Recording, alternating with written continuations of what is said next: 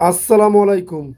সাধারণ কর্মী নিয়োগে বাংলাদেশ সৌদি আরবের চুক্তি বিস্তারিত জানতে সম্পূর্ণ ভিডিওটি মনোযোগ সহকারে দেখুন, কেননা যারা সাধারণ কর্মী হিসেবে সৌদি আরব যেতে যাচ্ছেন তাদের জন্য এটি মূল্যবান খবর।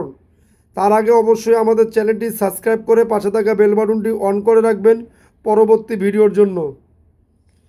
কর্মী নিয়োগে সৌদি আরবের সঙ্গে চুক্তি স্বাক্ষর করেছে বাংলাদেশ।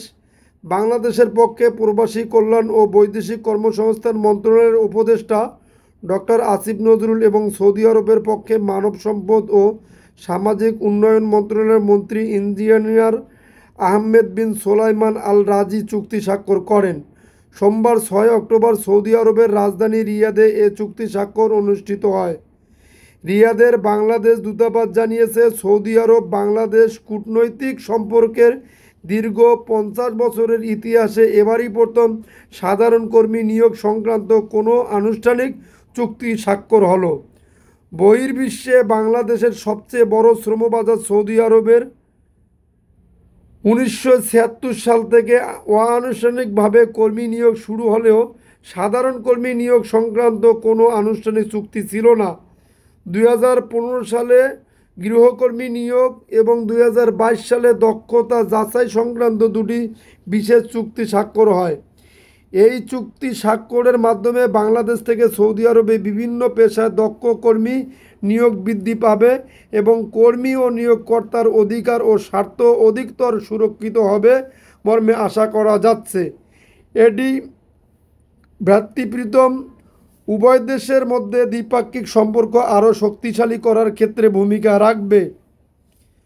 চুক্তি স্বাক্ষরের আগে সৌদি আরব মন্ত্রী ও উপদেষ্টার মধ্যে একটি দ্বিপাক্ষিক বৈঠক অনুষ্ঠিত হয়।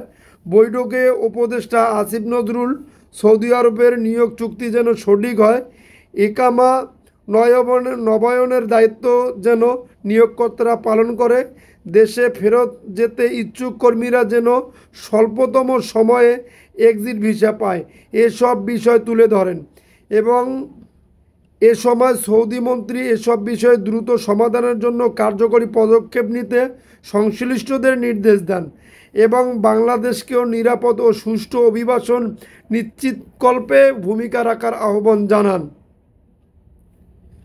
যদি আপনাদের নিউজটি ভালো লাগে তাহলে অবশ্যই আমাদের চ্যানেলটি সাবস্ক্রাইব করে পাশে থাকা বেল বাটনটি অন করে রাখবেন পরবর্তী ভিডিওর জন্য এবং অবশ্যই আমাদের মূল্যবান মতামত জানাতে ভুলবেন না।